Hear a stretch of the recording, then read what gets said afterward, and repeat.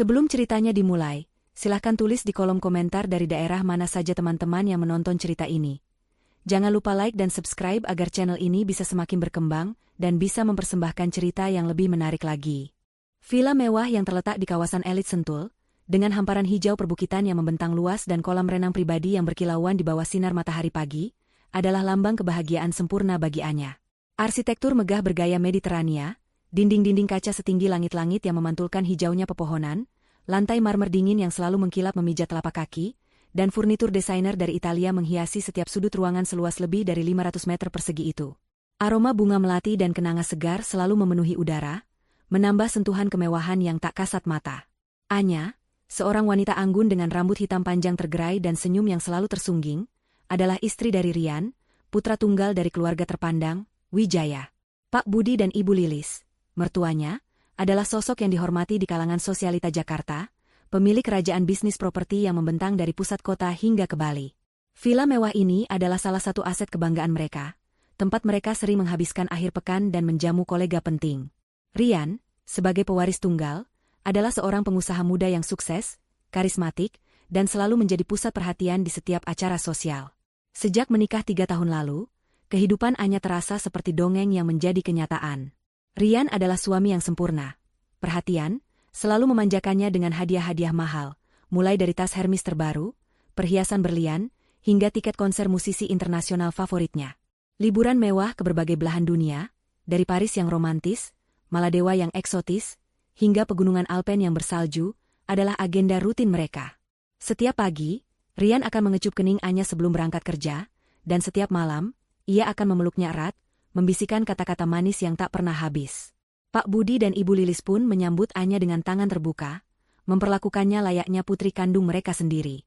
Mereka sering menghabiskan akhir pekan bersama di villa ini, atau makan malam eksklusif di restoran bintang 5 yang hanya bisa diakses oleh kalangan tertentu. Ibu Lilis sering memuji Anya di depan teman-teman arisannya, menyebutnya menantu idaman yang cantik, cerdas, dan berbakti. Anya merasa menjadi wanita paling beruntung di dunia, memiliki suami yang mencintai, keluarga mertua yang menyayangi, dan kehidupan yang diimpikan banyak wanita. Namun, belakangan ini, retakan-retakan kecil mulai muncul di permukaan kebahagiaan sempurna itu. Awalnya hanya bisikan samar, seperti angin dingin yang menyelinap masuk melalui celah jendela yang tak terlihat, membawa serta aroma asing yang tak dikenali. Rian mulai sering pulang larut malam ke villa, alasan yang diberikan selalu sama. Rapat mendadak dengan investor asing, klien penting dari luar kota, atau proyek besar yang harus diselesaikan segera.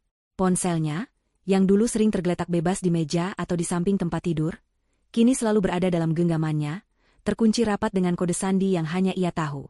Bahkan saat tidur pun, ponsel itu tak pernah jauh darinya, tergeletak di bawah bantal atau di nakas yang paling dekat dengannya. Anya mencoba mengabaikan firasat buruk itu. Ia meyakinkan dirinya bahwa Rian memang sangat sibuk, bahwa kesuksesan memang menuntut pengorbanan yang besar. Ia mencoba memahami, mencoba bersabar. Setiap kali Rian pulang, Anya akan menyambutnya dengan senyum hangat, meskipun jam sudah menunjukkan angka 2 dini hari. Ia akan menyiapkan makan malam kesukaan suaminya, meskipun ia tahu Rian mungkin sudah makan di luar. Ia mencoba menciptakan suasana yang nyaman, memijat bahu Rian yang tegang, atau sekadar menemaninya menonton televisi hingga larut malam. Namun, tatapan mata Rian seringkali kosong, seolah pikirannya melayang jauh, bukan pada Anya atau rumah mereka. Sentuhannya pun terasa hambar, tak lagi sehangat dulu, lebih mirip sentuhan kewajiban daripada cinta. Suatu malam, saat Rian tertidur pulas di sampingnya, Anya merasakan gelombang kecemasan yang tak tertahankan. Ia melihat ponsel Rian tergeletak di nakas, layarnya sesekali menyala karena notifikasi. Dorongan yang kuat, seperti bisikan iblis, menyuruhnya untuk memeriksa. Ia tahu ini salah. Ia mencintai Rian, ia percaya pada suaminya. Kecurigaan ini adalah racun yang bisa menghancurkan segalanya. Ia memejamkan mata, berharap kegelisahan ini hanyalah ilusi semata, mimpi buruk yang akan segera berlalu. Namun, bisikan itu tak kunjung hilang, justru semakin kuat, mendesak. Beberapa hari kemudian, kecurigaan itu semakin menguat, tak bisa lagi diabaikan. Anya menemukan sehelai rambut panjang berwarna keemasan di kerah kemeja Rian yang baru saja dilepas, tergeletak di keranjang cucian kotor. Rambut Anya sendiri hitam legam, pekat seperti malam tanpa bintang. Jantungnya berdebar kencang, memompa darah dengan kecepatan gila. Ia mencoba menepisnya, mungkin itu rambut rekan kerja Rian, atau mungkin ia salah lihat, atau mungkin itu hanya benang emas yang tersangkut. Tapi aroma parfum asing, yang manis dan mencolok, sering tercium dari pakaian Ryan, bukan parfum maskulin yang biasa ia pakai. Aroma itu terlalu feminin, terlalu menggoda, terlalu asing. Anya tidak bisa menahan diri lagi. Ia merasa harus berbicara dengan seseorang. Ia butuh nasihat, ia butuh dukungan. Dan siapa lagi yang lebih baik selain mertuanya? Pak Budi dan Ibu Lilis adalah orang tua yang bijaksana, yang selalu memberikan nasihat terbaik, yang selalu menyayanginya. Mereka pasti akan membantunya memahami apa yang terjadi pada Ryan, atau setidaknya, membantunya mengatasi kegelisahan ini. Pada hari Minggu, Anya memutuskan untuk mengunjungi rumah mertuanya di kawasan Menteng. Rumah megah bergaya kolonial itu selalu terasa hangat dan penuh kasih sayang, dipenuhi tawa dan aroma masakan Ibu Lilis. Ibu Lilis menyambutnya di pintu dengan pelukan erat, senyum ramah terukir di wajahnya. Pak Budi tersenyum hangat dari balik koran paginya di teras belakang. "Ada apa, Nak? Wajahmu terlihat murung," tanya Ibu Lilis, mengelus pipi Anya dengan lembut. "Apa Ryan membuatmu kesal lagi?" Anya menarik napas dalam-dalam, mengumpulkan keberanian. "Bu, Pak," Anya ingin bicara serius. Mereka duduk di ruang keluarga yang nyaman, di sofa beludru yang empuk. Anya mencoba merangkai kata, memilih setiap kalimat dengan hati-hati agar tidak terdengar menuduh, agar tidak terdengar seperti istri pencemburu yang paranoid. Ia menceritakan perubahan perilaku Ryan, ponsel yang selalu terkunci, pulang larut malam, aroma parfum asing yang menusuk, dan bahkan memberanikan diri menyebutkan sehelai rambut pirang yang ia temukan. "Anya khawatir, Bu, Pak. Anya takut Ryan. Anya takut Ryan punya wanita lain," ucap Anya, suaranya bergetar, nyaris tak terdengar. Air mata mulai menggenang di pelupuk matanya, mengaburkan pandangannya. Namun, reaksi mertuanya jauh dari yang Anya harapkan. Pak Budi melipat korannya, tatapannya berubah dingin, seolah Anya baru saja mengucapkan sesuatu yang sangat tabu. Ibu Lilis menarik tangannya dari genggaman Anya, wajahnya menunjukkan ketidaksenangan yang jelas. "Anya, apa yang kamu bicarakan ini?" kata Ibu Lilis, nada suaranya terdengar tidak suka, bahkan sedikit membentak. "Ryan itu anak kami tahu betul bagaimana dia. Dia tidak mungkin melakukan hal seperti itu. Dia tidak akan pernah mengkhianati pernikahan kalian." "Benar, Nak," timpal Pak Budi, suaranya tegas, penuh otoritas yang tak terbantahkan. "Ryan itu pekerja keras. Dia sedang membangun bisnis keluarga. Dia sedang berjuang untuk masa depan kalian. Wajar jika dia sibuk, wajar jika dia lelah."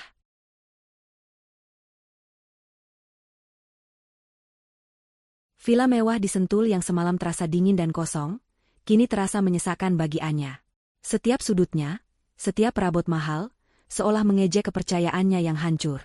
Kata-kata mertuanya, "Kamu terlalu cemburu, Anya, kurang perhatian," dan "Ryan itu anak baik," terus bergema di benaknya, menusuk seperti jarum es. Ia merasa terhina, bukan hanya oleh dugaan perselingkuhan Ryan, tetapi juga oleh butanya mertuanya terhadap kebenaran, atau lebih parah lagi, penolakan mereka untuk melihatnya. Malam itu, Anya tidak bisa tidur.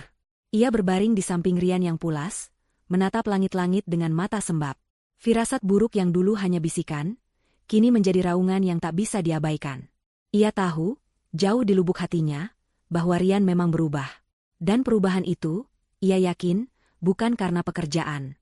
Tekad untuk mencari tahu kebenaran, untuk mengumpulkan bukti yang tak terbantahkan, kini membara dalam dirinya. Ia tidak akan lagi menjadi Anya yang pasif, yang hanya bisa menangis dan meratap. Ia akan bertindak. Keesokan harinya, Anya memulai penyelidikannya secara diam-diam. Ia memulainya dari hal-hal kecil. Setiap kali Ryan mandi, ia akan memeriksa ponselnya yang tergeletak di meja samping tempat tidur. Namun, ponsel itu selalu terkunci. Ryan memang sangat hati-hati. Anya mencoba berbagai kombinasi tanggal lahir Ryan, tanggal pernikahan mereka, bahkan tanggal lahirnya sendiri, tetapi tidak ada yang berhasil. Ryan memang pintar menyembunyikan jejak. Anya tidak menyerah. Ia mulai memperhatikan kebiasaan Ryan. Setiap pagi, Ryan selalu meletakkan dompetnya di meja makan sebelum berangkat kerja. Anya tahu Ryan selalu menyimpan beberapa struk belanja di sana. Dengan jantung berdebar, ia diam-diam memeriksa dompet Ryan saat suaminya sedang sarapan. Di antara tumpukan kartu kredit dan uang tunai, ia menemukan beberapa struk dari toko perhiasan mewah, butik pakaian wanita, dan restoran romantis yang belum pernah mereka kunjungi bersama. Tanggal pada struk-struk itu bertepatan dengan malam-malam di mana Rian pulang larut dengan alasan rapat mendadak. Rasa mual menyeruak di perut Anya. Ini bukan bukti langsung, tapi ini adalah petunjuk kuat. Ia memotret semua struk itu dengan ponselnya, menyimpan sebagai amunisi. Penyelidikan Anya berlanjut. Ia mulai memeriksa riwayat perjalanan mobil Rian melalui aplikasi pelacak yang terpasang di mobil mewah mereka. Rian selalu mengatakan ia pergi ke kantor atau bertemu klien di pusat kota. Namun, Anya menemukan beberapa lokasi yang mencurigakan, termasuk sebuah apartemen di kawasan elit Jakarta Selatan yang sering dikunjungi Rian pada malam hari. Apartemen itu bukan milik klien manapun yang Anya kenal. Ia mencatat alamatnya. Puncaknya terjadi pada suatu malam. Rian pulang lebih awal dari biasanya, sekitar pukul 9 malam. Ia terlihat lelah dan langsung menuju kamar mandi. Anya, yang sudah mempersiapkan diri, melihat kesempatan emas. Ponsel Rian tergeletak di sofa ruang tamu, dan kali ini, entah karena terburu-buru atau ceroboh, ponsel itu tidak terkunci. Jantung Anya berdegup kencang seperti genderang perang. Tangannya gemetar saat meraih ponsel itu. Ia membuka galeri foto. Di sana, ia menemukan puluhan foto Rian bersama seorang wanita berambut pirang panjang. Wanita itu bukan melati, seperti yang ia duga dari kerangka cerita sebelumnya, tetapi seorang wanita bernama Kirana, seperti yang ada di kerangka cerita yang baru Anda berikan. Kirana memiliki senyum yang genit dan tatapan mata yang menggoda. Dalam beberapa foto, mereka berdua terlihat sangat mesra, berpelukan erat, bahkan berciuman di berbagai tempat. Di restoran, di pantai, dan yang paling menyakitkan, di sebuah kamar hotel yang sangat Anya kenali. Itu adalah hotel langganan keluarga Wijaya, tempat mereka sering menginap untuk acara keluarga. Anya merasakan darahnya mendidih. Tenggorokannya tercekat. Ia membuka aplikasi pesan instan. Ada sebuah obrolan dengan nama kontak, Kirana sayangku. Pesan-pesan itu begitu vulgar, begitu penuh cinta, begitu menjijikan. Sayang, aku sudah di Villa Puncak. Kamu kapan nyusul? Aku kangen pelukanmu, Rian. Cepatlah datang. Kita akan bersenang-senang di sana, berdua saja. Aku sudah siapkan kejutan untukmu di kamar. Anya tidak bisa menahan tangisnya. Ia memotret semua foto dan pesan singkat itu, memastikan setiap detail terekam jelas di ponselnya. Tangannya gemetar hebat, air matanya membasahi layar ponsel Rian. Ia tidak peduli jika Rian mengetahuinya.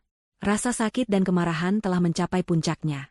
Ketika Rian keluar dari kamar mandi, ia melihat Anya duduk di sofa, ponselnya di tangan, dengan wajah basah oleh air mata. Rian terkejut, matanya membelalak saat melihat ponselnya sendiri di tangan Anya. Anya, apa yang kamu lakukan? Rian membentak, berusaha merebut ponselnya. Anya mengangkat ponsel Rian tinggi-tinggi, tatapannya penuh amarah. Ini yang aku lakukan, Rian. Ini yang kamu sembunyikan dariku. Rian menjadi pucat pasi. Ia mencoba menyangkal, ini hanya salah paham. Anya, dia klienku. Foto-foto itu editan. Editan?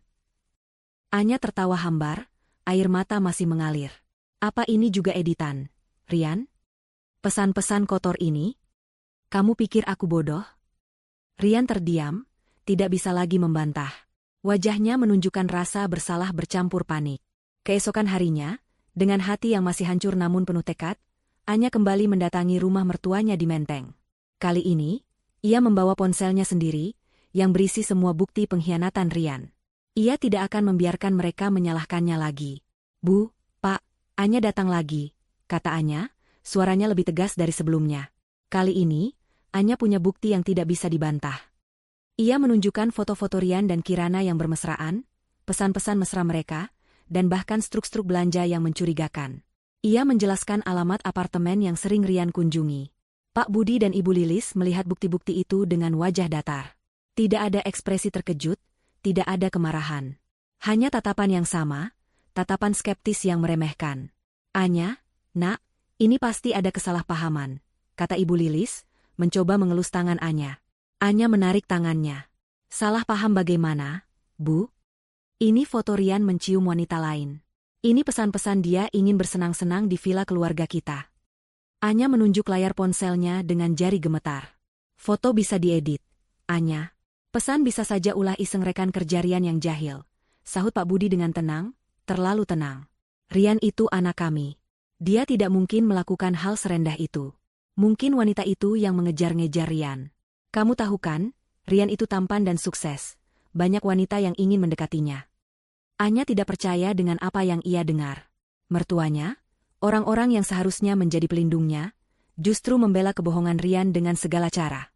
Mereka tidak hanya mengabaikan tuduhannya, tetapi juga memutarbalikkan fakta, seolah Anya adalah pihak yang bersalah karena terlalu mencurigai.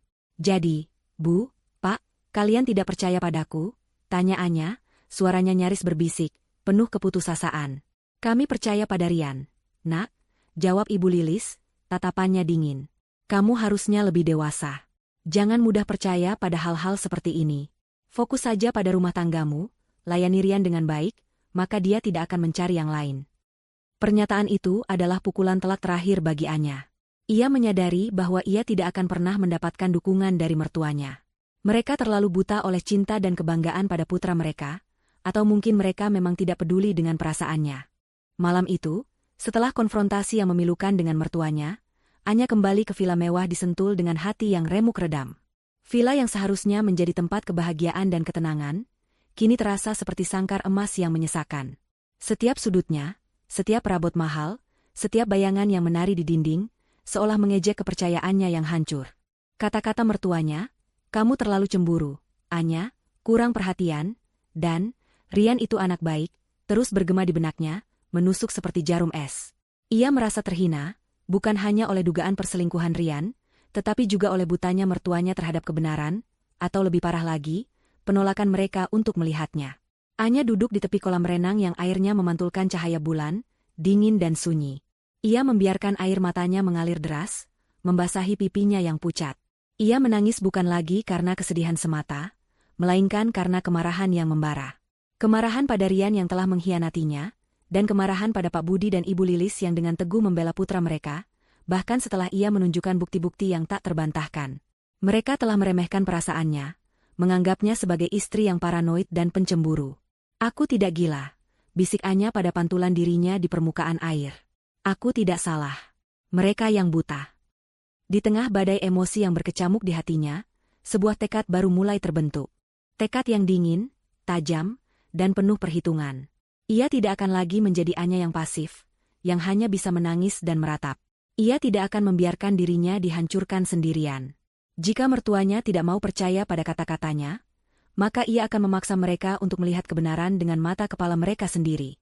Ia akan membuat mereka menyesal telah meremehkannya. Pikiran Anya berputar cepat, mencari cara paling efektif untuk membalas. Ia ingin Rian merasakan kehancuran yang sama seperti yang ia rasakan. Ia ingin mertuanya merasakan malu yang tak terhingga, karena telah membela kebohongan putra mereka.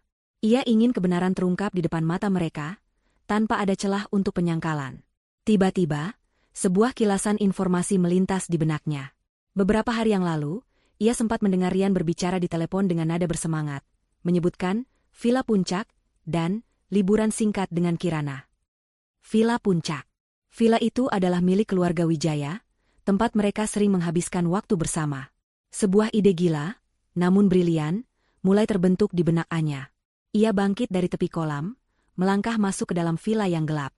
Matanya menatap tajam ke arah ponselnya. Ia harus mendapatkan informasi lebih lanjut. Dengan tangan gemetar, ia membuka kembali ponsel Rian yang sempat ia periksa semalam. Kali ini, ia lebih tenang, lebih fokus. Ia mencari-cari percakapan Rian dengan Kirana, mencari detail tentang rencana mereka di puncak. Ditemukannya sebuah pesan yang mengkonfirmasi dugaannya. "Kirana, sayang, aku sudah di Villa Puncak. Kamu kapan nyusul? Aku sudah siapkan kejutan untuk kita berdua di kamar utama." "Rian, tunggu aku, sayang. Aku akan segera ke sana. Aku sudah tidak sabar untuk menghabiskan akhir pekan ini bersamamu, jauh dari semua masalah." Jantung Anya berdegup kencang, namun bukan lagi karena rasa sakit, melainkan karena adrenalin. Mereka akan menginap di villa keluarga Wijaya. Villa yang sama, tempat ia dan Rian sering menghabiskan waktu bersama. Villa yang sama, yang menjadi saksi bisu kebahagiaan semu mereka. Dan sekarang, villa itu akan menjadi saksi bisu kehancuran Rian.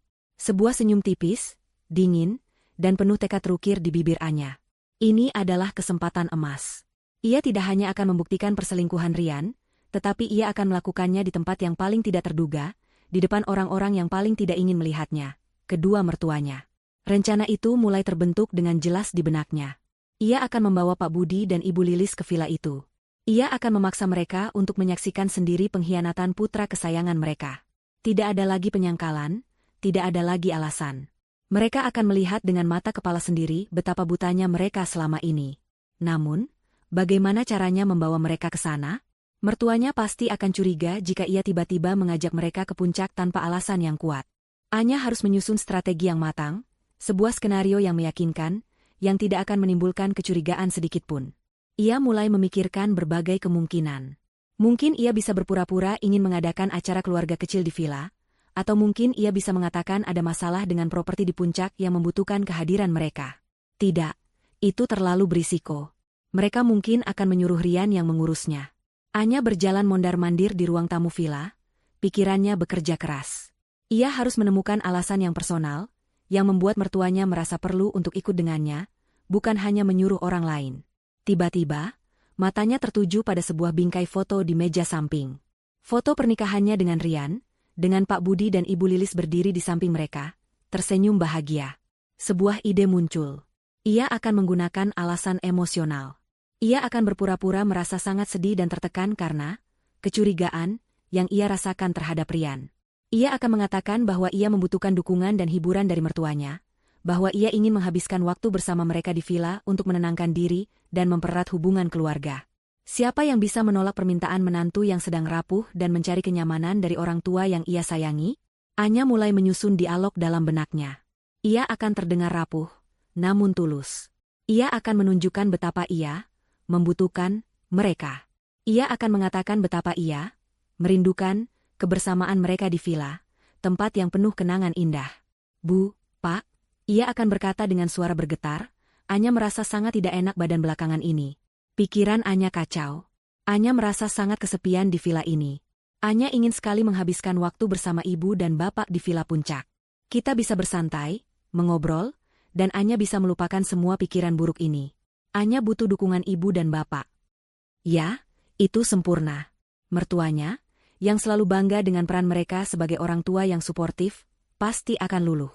Mereka akan melihatnya sebagai menantu yang lemah dan membutuhkan bimbingan, bukan sebagai wanita yang sedang merencanakan balas dendam. Mereka tidak akan pernah menduga motif sebenarnya di balik ajakan itu. Anya tersenyum tipis. Rencana ini akan berhasil. Ia akan memastikan Rian dan Kirana berada di villa pada waktu yang tepat. Ia akan mengamati jadwal Rian dengan lebih cermat, memastikan tidak ada celah. Ia akan menjadi dalang di balik drama ini, dan mereka semua akan menjadi aktornya, tanpa menyadari bahwa mereka sedang diatur olehnya. Keesokan paginya, Anya menelepon Ibu Lilis. Suaranya dibuat sedikit serak, seolah ia baru saja menangis semalaman. "Halo, Bu," sapa Anya, berusaha terdengar lemah. "Anya, Nak, ada apa? Suaramu kenapa?" tanya Ibu Lilis, terdengar khawatir. Anya merasa tidak enak badan, Bu. Pikiran Anya kacau sekali. Anya tidak bisa tidur semalaman. Jawab Anya, sedikit risak. Anya merasa sangat kesepian di villa ini, Bu. Anya butuh ibu dan bapak. Ya ampun, Nak, ada apa? Rian kemana? Tanya Ibu Lilis, nada suaranya berubah lembut, penuh kepedulian. Rian sedang sibuk, Bu. Anya tidak mau mengganggunya, Anya sengaja mengambangkan jawabannya. Anya ingin sekali menghabiskan waktu bersama ibu dan bapak. Mungkin kita bisa ke villa puncak? Anya rindu suasana di sana. Setelah panggilan telepon dengan Ibu Lilis yang berhasil meyakinkan mertuanya untuk pergi ke villa puncak, Anya merasakan gelombang kepuasan yang dingin. Senyum tipis terukir di bibirnya. Langkah pertama telah berhasil dieksekusi dengan sempurna. Mertuanya, yang selama ini begitu buta dan membela Rian, kini akan berjalan langsung ke dalam perangkap yang ia siapkan. Tidak ada lagi penyangkalan, tidak ada lagi tuduhan bahwa ia terlalu cemburu. Hanya akan ada kebenaran yang pahit, terungkap di depan mata mereka sendiri. Namun, kepuasan itu hanya sesaat. Anya tahu, ini baru permulaan. Rencana balas dendamnya harus disusun dengan sangat matang, tanpa celah sedikit pun. Ia tidak boleh gegabah. Setiap detail harus diperhitungkan. Ia harus memastikan Rian dan Kirana benar-benar berada di villa pada saat yang bersamaan dengan kedatangan mertuanya. Ini adalah kunci keberhasilan rencananya. Anya kembali ke kamar tidur utama, tempat Rian masih tertidur pulas. Ia menatap wajah suaminya yang terlihat damai, seolah tidak ada beban pengkhianatan yang ia pikul. Rasa jijik dan kemarahan kembali menyelimuti hatinya. Ia meraih ponsel Rian yang tergeletak di nakas, kali ini dengan tangan yang lebih mantap. Ia tahu Rian ceroboh saat pulang dalam keadaan lelah. Ia membuka aplikasi pesan instan, mencari percakapan Rian dengan Kirana. Ia harus menemukan tanggal pasti kapan mereka berencana pergi ke Villa Puncak.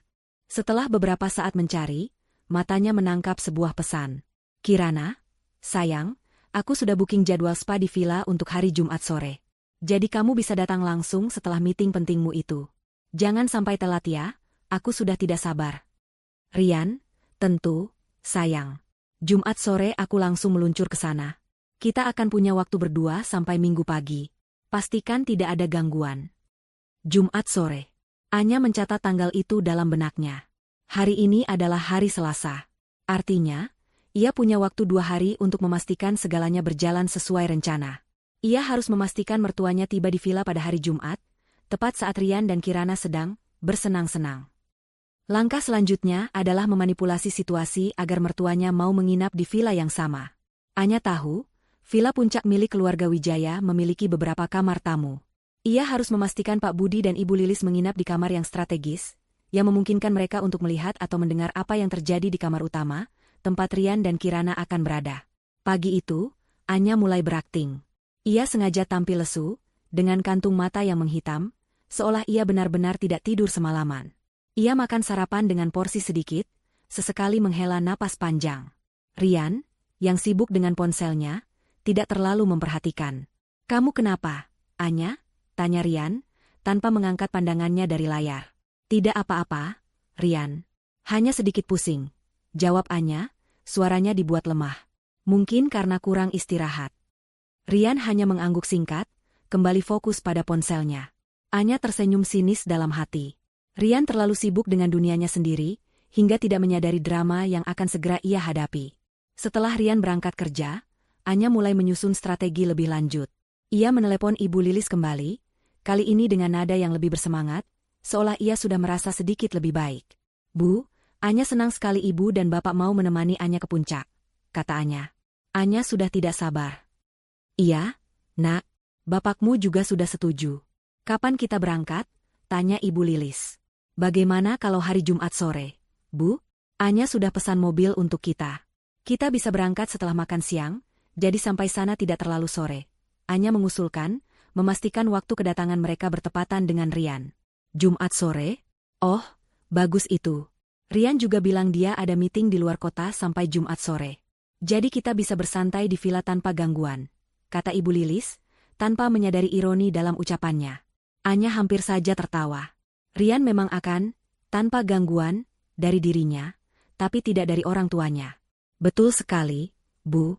Anya juga ingin kita bisa menikmati villa itu sepenuhnya," Anya melanjutkan. "Oh ya, Bu, Anya sudah siapkan kamar untuk Ibu dan Bapak. Anya pilihkan kamar yang paling nyaman, dekat dengan kamar utama, jadi kalau ada apa-apa, Ibu dan Bapak bisa langsung ke kamar Anya. Ini adalah bagian penting dari rencananya. Kamar yang dekat dengan kamar utama akan menjadi tempat strategis bagi mertuanya." "Wah, kamu ini perhatian sekali, Nak," puji Ibu Lilis. "Baiklah, Ibu percaya padamu. Nanti Ibu dan Bapak akan siap-siap." Setelah menutup telepon, Anya menghela napas lega. 1 langkah lagi berhasil. Selama 2 hari berikutnya, Anya berakting dengan sangat meyakinkan. Ia sesekali menunjukkan wajah murung, sesekali tersenyum tipis, menciptakan kesan bahwa ia sedang berjuang melawan kegelisahan batinnya. Ia bahkan sengaja meninggalkan ponselnya di tempat-tempat yang mudah dijangkau Rian, dengan harapan Rian akan melihat pesan-pesan yang ia kirimkan kepada Ibu Lilis tentang liburan menenangkan mereka. Namun, Rian terlalu sibuk dengan ponselnya sendiri, atau terlalu acuh tak acuh, untuk memperhatikan. Anya juga memastikan untuk memblokir nomor Kirana di ponsel Rian, agar Rian tidak bisa berkomunikasi dengannya saat ia berada di villa bersama mertuanya. Ia tidak ingin ada peringatan dini yang bisa merusak rencananya. Ia juga menghapus riwayat panggilan Rian ke Kirana, meninggalkan jejak yang bersih. Pada hari Jumat pagi, Anya bangun lebih awal. Ia memeriksa kembali semua persiapan. Ia sudah menyiapkan tas kecil berisi beberapa pakaian dan perlengkapan pribadi. Ia juga menyiapkan beberapa makanan ringan dan minuman untuk perjalanan. Semua harus terlihat seperti liburan keluarga yang normal. Rian, yang akan berangkat lebih dulu ke puncak, tampak bersemangat. Aku duluan ya, sayang. Ada klien penting yang harus kutemui di sana, katanya sambil mencium kening Anya. Anya membalas ciumannya dengan senyum dingin. Hati-hati di jalan, Rian. Semoga meetingnya lancar. Setelah Rian pergi, Anya segera menghubungi sopir pribadi keluarga. Pak, tolong jemput Pak Budi dan Ibu Lilis di rumah mereka jam 1 siang. Kita akan langsung ke Villa Puncak. Baik, Bu Anya, jawab sopir itu. Anya menghabiskan sisa waktu paginya dengan memeriksa ulang semua detail di ponsel Rian. Ia memastikan tidak ada pesan atau panggilan mencurigakan yang bisa merusak rencananya. Ia juga memastikan untuk menghapus semua jejak aktivitasnya di ponsel Rian.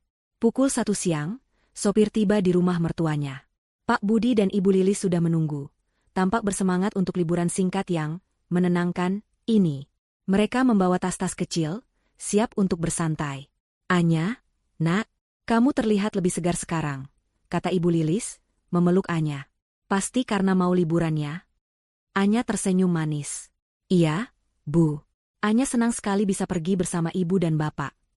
Mereka masuk ke dalam mobil mewah. Perjalanan menuju puncak dimulai. Anya duduk di kursi belakang, di antara mertuanya. Ia sesekali tersenyum, sesekali mengobrol ringan, menjaga citra menantu yang rapuh namun bersemangat untuk menghabiskan waktu bersama keluarga. Di dalam hati, ia merasakan campuran antara ketegangan dan antisipasi. Detik-detik menuju kebenaran semakin dekat. Pak Budi dan Ibu Lilis tampak menikmati perjalanan. Mereka mengagumi pemandangan di sepanjang jalan, sesekali bercerita tentang kenangan lama mereka di puncak. Anya mendengarkan dengan sabar, sesekali menimpali dengan komentar yang sesuai. Ia harus menjaga penyamarannya dengan sempurna. Pagi Jumat tiba, membawa serta langit biru cerah dan udara yang terasa lebih ringan, seolah alam pun berkonspirasi untuk menyamarkan badai yang akan segera datang. Anya bangun lebih awal, hatinya berdebar kencang antara kegugupan dan antisipasi yang membara. Hari ini adalah hari haji, hari di mana semua kebohongan akan terbongkar, hari di mana kebenaran akan menghantam wajah mereka yang selama ini buta. Ia mengenakan gaun midi berwarna krem yang sederhana namun elegan, rambut hitamnya dibiarkan tergerai, dan riasan tipis menyamarkan kantung mata yang samar. Ia harus terlihat tenang, rapuh, dan membutuhkan. Persis seperti peran yang ia mainkan di depan mertuanya. Di balik penampilan itu, otaknya bekerja cepat, mengulang kembali setiap detail rencana yang telah ia susun dengan cermat. Pukul 1 siang, mobil mewah hitam legam yang biasa menjemput Rian kini sudah terparkir rapi di depan rumah megah Pak Budi dan Ibu Lilis di Menteng. Anya sudah tiba lebih dulu, menyambut mertuanya dengan senyum yang dipaksakan. Anya, nak, kamu terlihat lebih segar sekarang, seru Ibu Lilis, memeluk Anya erat. Aroma parfum mahalnya menyeruak. Pasti karena mau liburan ya? Ibu sudah tidak sabar. Pak Budi, dengan kemeja polo bermerek dan topi golf, mengangguk setuju. Benar sekali, nak. Bapak juga butuh istirahat dari hiruk-pikuk kota. Ide yang bagus sekali ini. Anya tersenyum manis, mengangguk. Iya, Bu, Pak. Anya senang sekali bisa pergi bersama ibu dan bapak. Anya benar-benar butuh suasana baru. Mereka masuk ke dalam mobil. Anya sengaja memilih duduk di kursi belakang, di antara mertuanya, untuk menjaga interaksi dan memastikan ia bisa mengamati reaksi mereka. Sopir pribadi, Pak Slamet, dengan sigap menjalankan mobil menuju jalan tol Jagorawi, membelah padatnya lalu lintas Jakarta. Perjalanan menuju puncak dimulai. Di dalam mobil yang berpendingin udara, suasana terasa nyaman dan tenang. Pak Budi dan Ibu Lilis tampak menikmati perjalanan. Mereka mengagumi pemandangan di sepanjang jalan, sesekali bercerita tentang kenangan lama mereka di puncak, tentang bagaimana villa itu dibangun, dan tentang masa kecil Rian yang penuh kenakalan. Dulu Rian kecil suka sekali berenang di kolam villa. Anya, kenang Ibu Lilis, matanya menerawang. Dia itu anak yang aktif sekali. Selalu membuat kami bangga. Anya mendengarkan dengan sabar, sesekali menimpali dengan komentar yang sesuai, menjaga citra menantu yang rapuh namun bersemangat untuk menghabiskan waktu bersama keluarga. Oh ya, Bu, pasti lucu sekali ya, Rian kecil. Tentu saja. Dia itu kebanggaan kami, timpal Pak Budi, tersenyum lebar. Anak yang sempurna. Selalu berprestasi, selalu membanggakan orang tua. Setiap kata pujian tentang Rian terasa seperti pisau yang menusuk hati Anya. Sempurna? Membanggakan? Mereka tidak tahu betapa busuknya putra kesayangan mereka itu. Rasa jijik dan kemarahan kembali menyelimuti dirinya, namun ia berhasil menyembunyikannya di balik senyum tipis. Ia harus menjaga penyamarannya dengan sempurna. Saat mobil mulai menanjak, Memasuki kawasan puncak yang udaranya sejuk, ketegangan dalam diri Anya semakin meningkat. Jantungnya berdegup kencang, memompa adrenalin ke seluruh tubuhnya. Ia melirik jam tangan mewahnya. Pukul 3 sore. Rian dan Kirana seharusnya sudah tiba di villa. Anya, kamu kenapa? Wajahmu sedikit pucat, tanya Ibu Lilis, menyentuh lengan Anya. Anya tersentak. Oh, tidak apa-apa, Bu. Mungkin Anya sedikit mabuk perjalanan. Udara puncak kan dingin. Ia tersenyum meyakinkan. Makanya, kamu harus sering-sering liburan. Nak, jangan terlalu stres memikirkan Rian. Dia itu sudah besar, bisa mengurus dirinya sendiri. Nasihat Ibu Lilis, tanpa menyadari betapa ironisnya nasihat itu. Anya hanya mengangguk, pura-pura setuju. Ia menatap keluar jendela, pemandangan hijau yang melintas cepat di matanya. Ia mencoba menenangkan diri, menarik napas dalam-dalam. Sebentar lagi semua akan terungkap.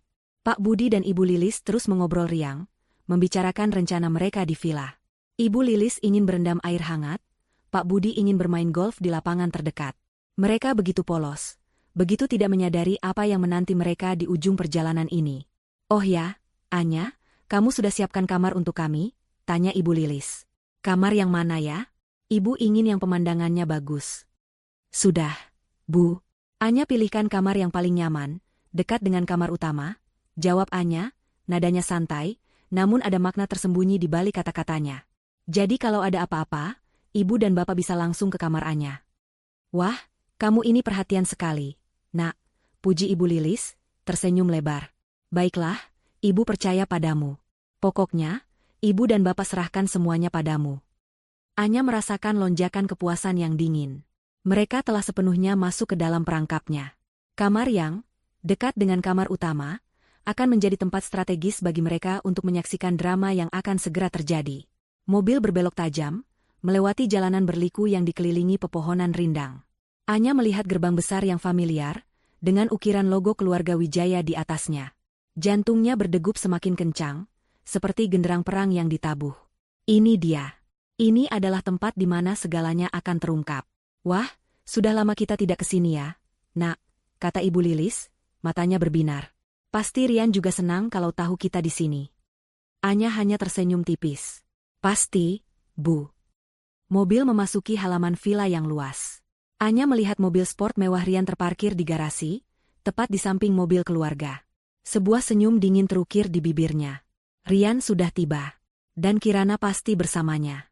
Panggung telah siap. Para aktor sudah berada di posisi mereka. Kini tinggal menunggu waktu yang tepat untuk tirai dibuka.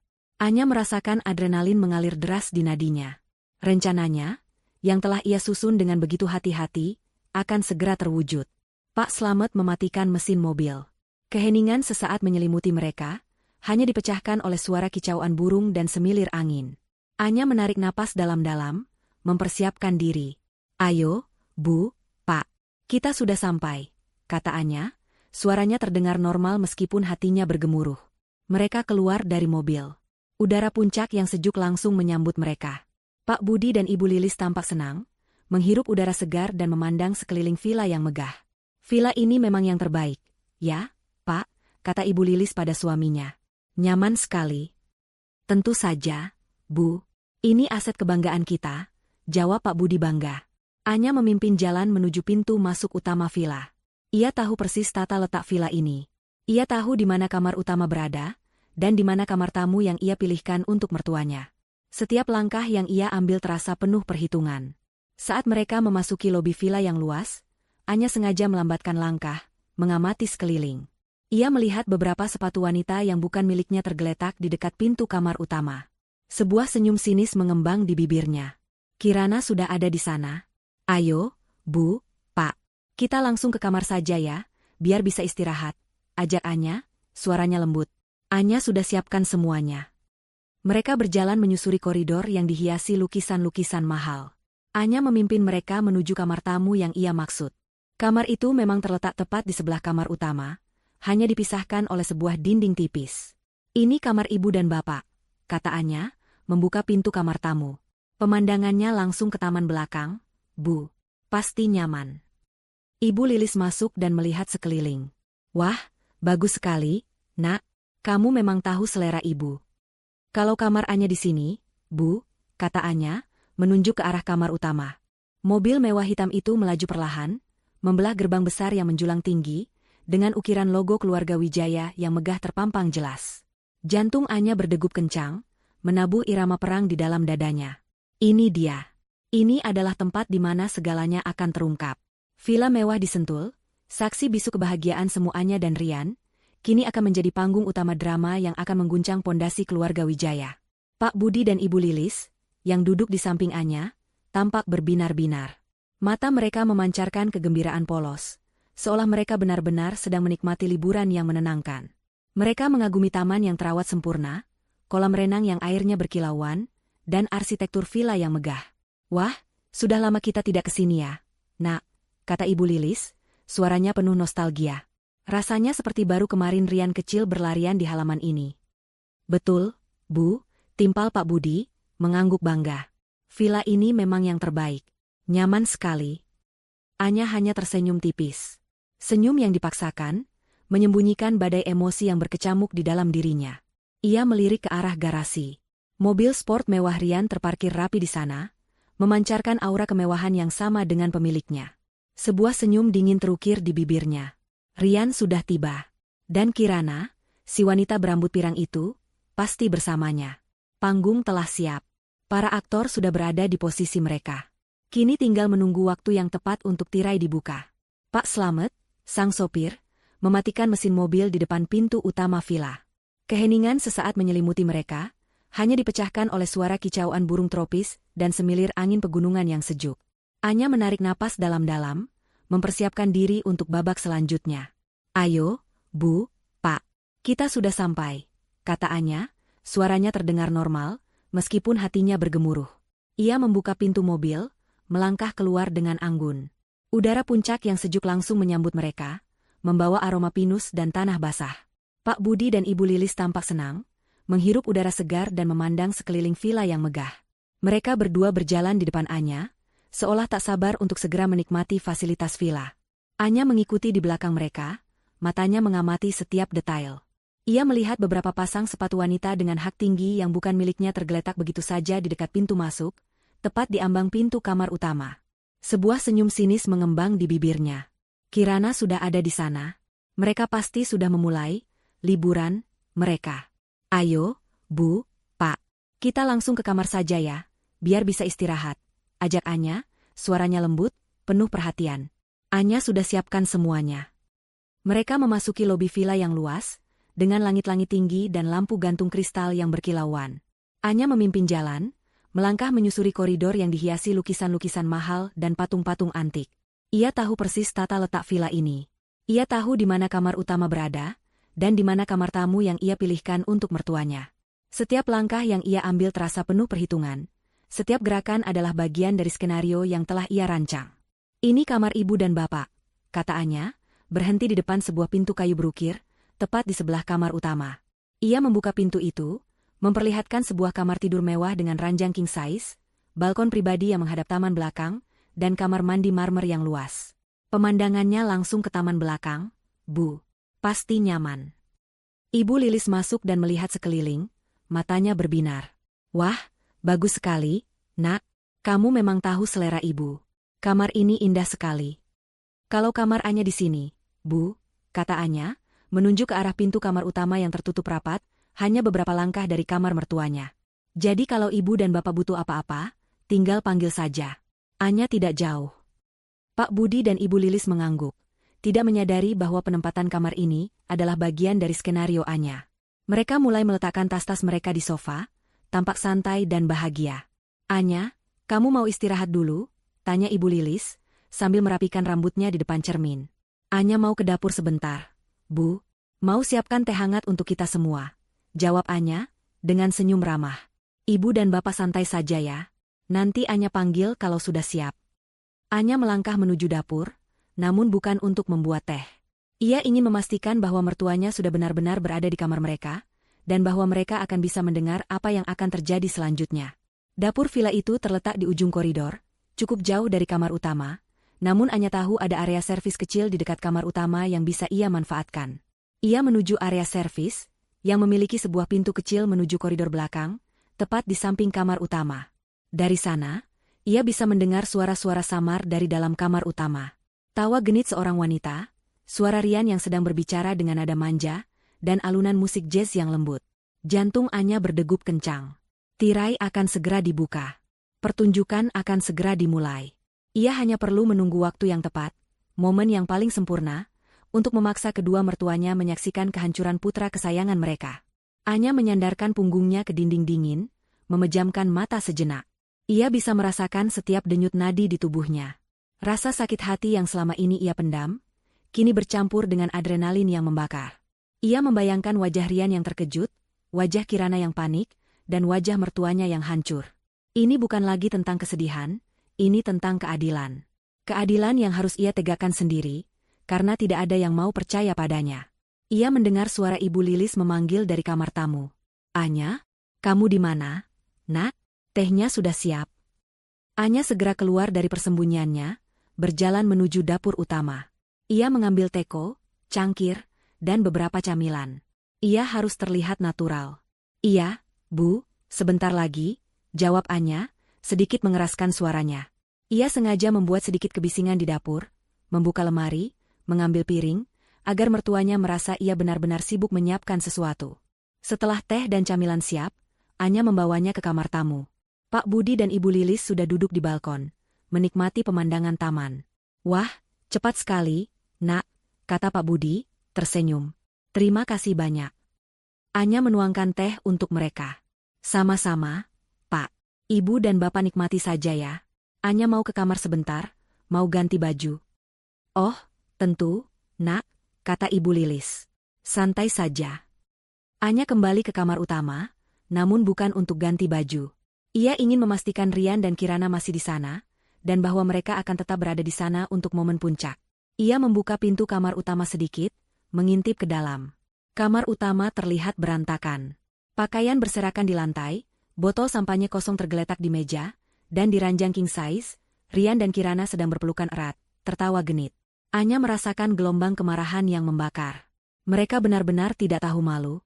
Ia menutup pintu perlahan, tanpa menimbulkan suara. Ia tidak akan mengganggu mereka dulu. Ia ingin mertuanya yang menemukan mereka. Itu akan jauh lebih menyakitkan bagi Rian, dan jauh lebih memuaskan bagi Anya. Anya duduk di sofa di ruang tamu kamar utama, menunggu. Ia mendengar suara tawa dari kamar sebelah, dari mertuanya. Mereka masih bahagia, masih tidak menyadari apa yang akan terjadi. Anya tersenyum sinis. Kebahagiaan mereka akan segera berakhir. Waktu berlalu. Senja mulai menyelimuti puncak, mewarnai langit dengan gradasi oranye dan ungu. Anya tahu, ini adalah waktu yang tepat. Cahaya senja mulai menyelimuti puncak, mewarnai langit dengan gradasi oranye, merah muda, dan ungu yang memesona. Dari balkon villa, pemandangan itu memang menakjubkan. Namun bagi Anya, pemandangan yang paling ia nantikan bukanlah keindahan alam, melainkan kehancuran yang akan segera terjadi di balik pintu kamar utama. Adrenalin mengalir deras di nadinya, membuat jantungnya berdegup kencang seperti genderang perang. Ini adalah momen yang telah ia tunggu-tunggu, puncak dari semua rencana yang telah ia susun dengan hati-hati. Ia berdiri di depan pintu kamar tamu, tempat Pak Budi dan Ibu Lilis baru saja keluar, dengan senyum ramah di wajah mereka yang polos. Mereka tidak tahu bahwa beberapa langkah lagi, dunia mereka akan runtuh. "Ayo, Nak, kita lihat pemandangannya," ajak Pak Budi, matanya berbinar. Ia tampak bersemangat, seperti anak kecil yang akan melihat pertunjukan kembang api. Anya tersenyum tipis, senyum yang dingin dan penuh makna tersembunyi. "Tentu, Pak, mari."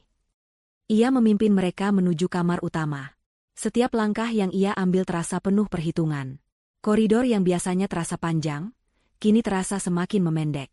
Aroma bunga melati yang tercium dari taman, bercampur dengan aroma parfum wanita yang asing, semakin menusuk hidung Anya. Ia tahu, aroma itu berasal dari dalam kamar utama. "Pemandangan dari kamar utama memang yang terbaik, Bu," kata Anya, suaranya dibuat selembut mungkin, seolah ia hanya ingin berbagi keindahan. "Bapak dan Ibu pasti suka." Ibu Lilis mengangguk setuju. Rian memang pintar memilih kamar. Dia selalu tahu yang terbaik. Kata-kata Ibu Lilis menusuk hati Anya. Yang terbaik, menurut mereka adalah tempat Rian mengkhianati dirinya. Anya menahan napas, menekan gejolak emosi dalam dirinya. Ia harus tetap tenang, tetap fokus. Mereka tiba di depan pintu kamar utama. Pintu kayu berukir itu tertutup rapat, seolah menyembunyikan rahasia gelap di baliknya. Dari celah bawah pintu, samar-samar terdengar suara tawa genit seorang wanita, disusul suara Rian yang merespons dengan nada manja. Alunan musik jazz yang lembut juga terdengar, menciptakan suasana romantis yang ironis. Anya melirik mertuanya. Pak Budi dan Ibu Lilis belum menyadarinya. Mereka masih sibuk mengagumi ukiran pintu dan kemewahan sekeliling. "Bu, Pak, coba dengar," bisik Anya, sengaja merendahkan suaranya, seolah ia baru saja mendengar sesuatu yang aneh. Seperti ada suara dari dalam. Pak Budi dan Ibu Lilis mengerutkan kening. Mereka mendekatkan telinga ke pintu. Suara tawa dan musik itu kini terdengar lebih jelas. "Suara apa itu, Nak?" tanya Ibu Lilis, mulai menunjukkan sedikit kerutan di dahinya. "Seperti suara wanita." "Iya, Bu," jawab Anya, nadanya dibuat sedikit bingung, seolah ia juga tidak tahu apa yang terjadi. Anya juga tidak tahu. Mungkin Rian sedang ada tamu bisnis? Tamu bisnis? Pak Budi terdengar ragu. Tapi kenapa di kamar utama? Dan suara tawa itu, seperti bukan suara rekan kerja. Anya tidak menjawab. Ia hanya menatap pintu dengan ekspresi yang sulit diartikan, membiarkan keraguan merayap masuk ke benak mertuanya. Ia mengulurkan tangannya ke gagang pintu, perlahan memutarnya. Setiap putaran gagang pintu terasa seperti putaran jarum jam yang mempercepat detak jantungnya. "Anya, mau apa kamu?" tanya Ibu Lilis, sedikit panik. "Jangan-jangan Rian sedang meeting penting." "Tidak apa-apa, Bu," jawab Anya, dengan senyum tipis yang tidak mencapai matanya. Anya hanya ingin memastikan. Mungkin Rian butuh sesuatu. Ia mendorong pintu perlahan. Sebuah celah kecil terbuka, cukup untuk memperlihatkan sebagian pemandangan di dalam. Cahaya senja dari jendela besar di kamar utama menyinari wajah Anya, seolah menyambut drama yang akan segera terjadi. Mata Pak Budi dan Ibu Lilis membelalak. Pemandangan di dalam kamar utama menghantam mereka seperti gelombang tsunami. Di ranjang king size yang berantakan, di tengah tumpukan bantal dan selimut sutra, Rian sedang berpelukan erat dengan Kirana. Pakaian mereka berserakan di lantai, botol sampahnya kosong tergeletak di meja samping tempat tidur, dan suasana kamar begitu intim, begitu vulgar. Rian, yang tadinya tertawa genit sambil membelai rambut Kirana, kini terdiam. Matanya membelalak kaget saat melihat pintu terbuka dan menemukan Anya berdiri di sana, diikuti oleh kedua orang tuanya. Wajahnya langsung pucat pasi, seperti mayat hidup. Kirana, yang tadinya bersandar manja di dada Rian, juga terlonjak kaget. Wajahnya menunjukkan kepanikan yang luar biasa. "Rian?" seru Ibu Lilis, suaranya bergetar, tidak percaya dengan apa yang ia lihat. Wajahnya yang tadinya berbinar-binar kini memerah padam, antara marah dan malu. Pak Budi terhuyung mundur selangkah, seolah baru saja dipukul keras. Matanya menatap tajam ke arah putra kesayangannya, tidak bisa memproses pemandangan di depannya. "Rian, apa-apaan ini?" Rian mencoba bangkit, menarik selimut untuk menutupi tubuhnya dan Kirana. "Ibu, Bapak, Anya, kalian kenapa di sini?" Suaranya tercekat, penuh kepanikan. Anya hanya berdiri diam di ambang pintu, menyaksikan semua itu dengan tatapan dingin. Tidak ada lagi air mata, tidak ada lagi kesedihan. Hanya ada kepuasan yang membara di dalam dirinya. Ia telah berhasil. Ia telah memaksa mereka untuk melihat kebenaran yang selama ini mereka butakan. "Apa-apaan ini, Rian?" Ibu Lilis melangkah maju, tangannya gemetar menunjuk ke arah Kirana. "Siapa wanita ini? Apa yang kalian lakukan di kamar utama villa keluarga kita?" Kirana, yang tadinya mencoba bersembunyi di balik Rian, kini terpojok. Wajahnya pucat pasi, matanya melirik ke arah Anya dengan ketakutan. "Bu, ini tidak seperti yang ibu kira." Rian mencoba menjelaskan, namun kata-katanya terdengar kosong dan tidak meyakinkan. Dia klien bisnis, Bu. Kami hanya membicarakan proyek." "Proyek?" Pak Budi membentak. Suaranya menggelegar di seluruh ruangan. "Proyek macam apa yang membuatmu telanjang di ranjang dengan wanita lain? Di villa keluarga kita?" Rian menundukkan kepala, tidak berani menatap mata orang tuanya. Kirana semakin menciut, mencoba menutupi tubuhnya dengan selimut. Anya melangkah masuk ke dalam kamar, melewati mertuanya. Ia berjalan perlahan, setiap langkahnya terasa seperti palu yang menghantam kesombongan Rian dan Kirana. Ia berhenti di samping ranjang, menatap Rian dengan tatapan kosong. "Jadi, ini meeting penting yang membuatmu pulang larut setiap malam, Rian?" Tanya Anya, suaranya tenang, namun penuh sarkasme. Ini, klien penting, yang membuatmu tidak punya waktu untuk istrimu. Rian mengangkat kepalanya, matanya memohon. Anya, sayang ini semua salah paham. Aku bisa jelaskan. Anya tertawa hambar.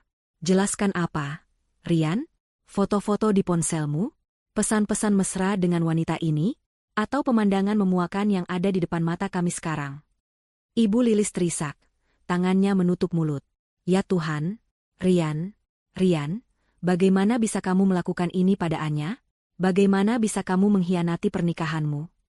Pak Budi, yang biasanya tenang dan berwibawa, kini tampak hancur. Wajahnya memerah padam, urat-urat di lehernya menonjol. Ia menatap Rian dengan tatapan penuh kekecewaan dan kemarahan. Kamu telah mempermalukan keluarga kita, Rian. Kamu telah menghancurkan nama baik kita. Kirana, yang merasa terpojok, mencoba melarikan diri dari ranjang. Namun, Ibu Lilis dengan cepat menghalangi jalannya. Mau kemana kamu? Dasar wanita tidak tahu malu? Bentak Ibu Lilis, air matanya mengalir deras. Berani-beraninya kamu merusak rumah tangga anakku. Berani-beraninya kamu mengotori villa keluarga kami. Kirana ketakutan, tidak bisa berkata-kata.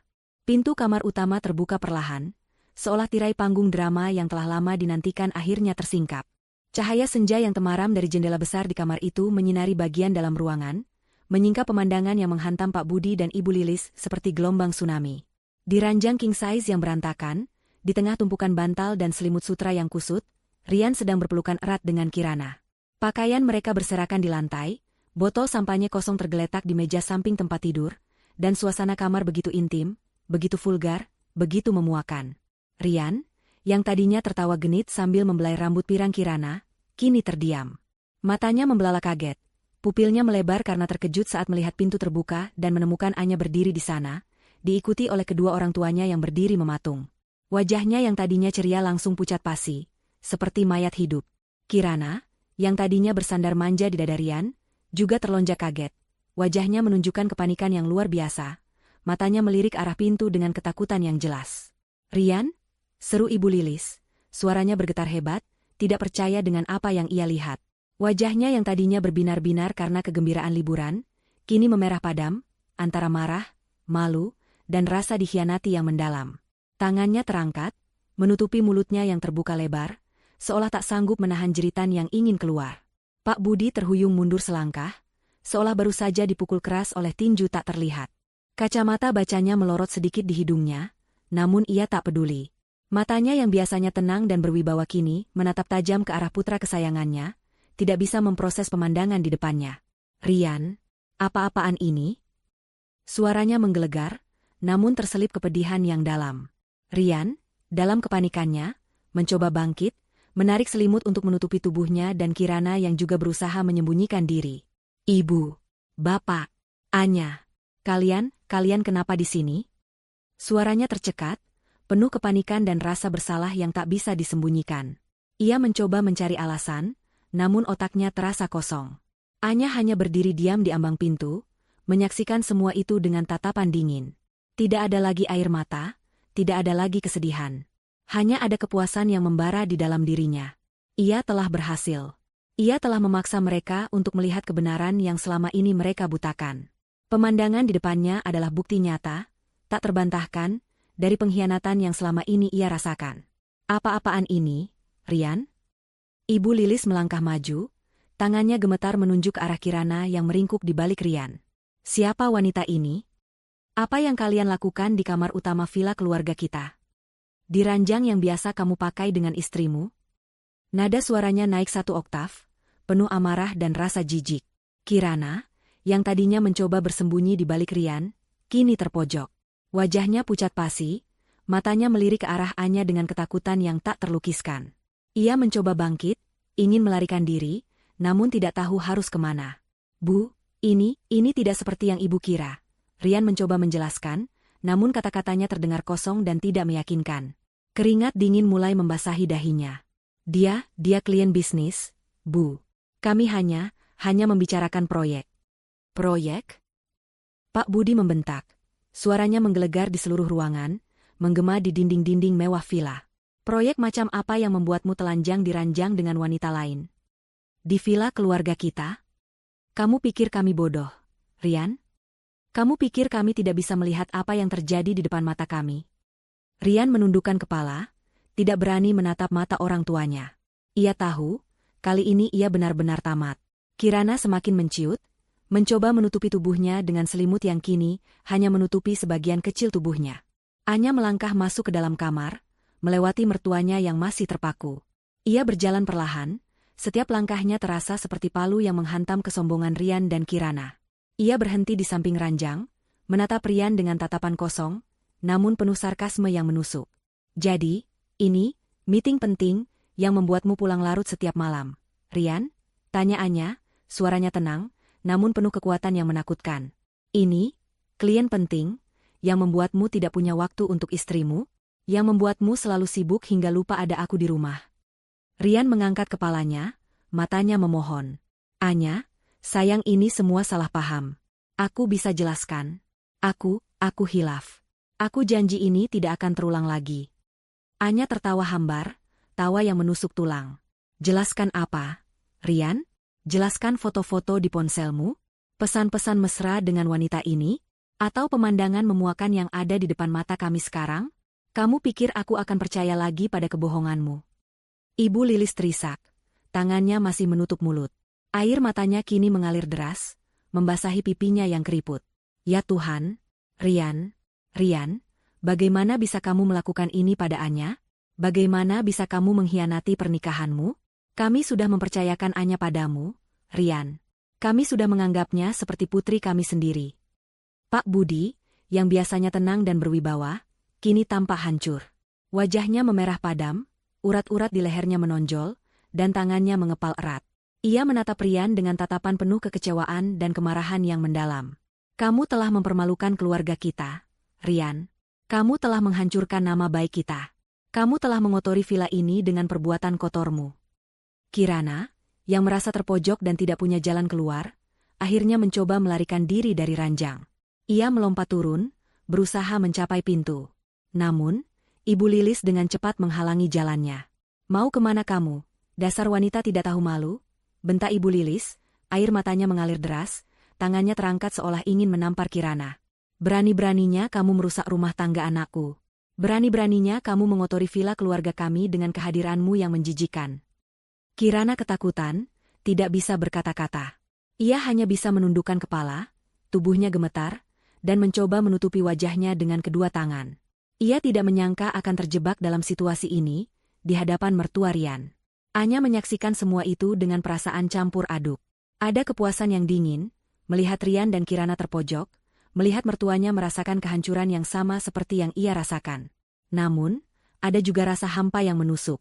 Kemenangan ini terasa pahit, karena ia harus menghancurkan kebahagiaan semuanya sendiri untuk mendapatkan keadilan. Ia harus merobek topeng kebahagiaan yang selama ini ia kenakan. Ia menatap Rian, yang kini terlihat menyedihkan, tidak lagi gagah dan percaya diri seperti biasanya. Wajahnya penuh penyesalan. Namun Anya tahu, penyesalan itu mungkin lebih karena ketahuan daripada karena perbuatannya. Rian selalu pandai berakting. Kalian tidak percaya padaku, Bu, Pak, kata Anya, suaranya tenang, namun penuh kekuatan yang tak tergoyahkan. Ia melangkah mendekat, berdiri di antara Rian dan orang tuanya. Kalian bilang aku cemburu, kalian bilang aku kurang perhatian. Kalian bilang aku terlalu banyak berprasangka buruk pada putra kesayangan kalian. Sekarang, kalian lihat sendiri. Ini bukan hayalan. Ini bukan editan. Ini adalah kenyataan pahit yang selama ini kalian butakan. Pak Budi dan Ibu Lilis tidak bisa berkata-kata. Mereka hanya bisa menatap Anya dengan tatapan penuh penyesalan dan rasa bersalah yang mendalam. Mereka telah melihatnya dengan mata kepala mereka sendiri. Tidak ada lagi penyangkalan. Suasana di kamar utama villa mendadak membeku, diselimuti oleh ketegangan yang mencekik.